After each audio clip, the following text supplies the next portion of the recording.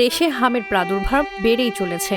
গত ২৪ ঘন্টায় বুধবার সকাল ৮টা থেকে বৃহস্পতিবার সকাল ৮টা পর্যন্ত ৭ জনের মৃত্যু হয়েছে। এর মাঝে একজন নিশ্চিতভাবে হাম আক্রান্ত ছিলেন। বাকি ৬ জনের মৃত্যু হয়েছে হামের লক্ষণ নিয়ে।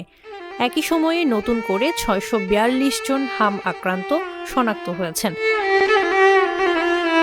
যা এক সপ্তাহের মাঝে একদিনে সর্বোচ্চ রেকর্ড।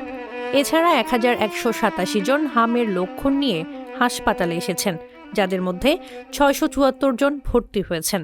স্বাস্থ্য অধিদপ্তরের বুলেটিনে জানানো হয়েছে, ১৫ই মার্চ থেকে এ পর্যন্ত হাম আক্রান্ত হয়ে ২৩ জনের মৃত্যু হয়েছে। লক্ষণ নিয়ে মারা গেছেন আরও ১৪৩ জন। স্বাস্থ্য বিশেষজ্ঞরা নাগরিকদের সতর্ক থাকার পরামর্শ দিয়েছেন এবং দ্রুত চিকিৎসা নেওয়া ও স্বাস্থ্যবিধি মেনে চলার আহ্বান জানিয়েছেন। Irina Ahmed, phase the people.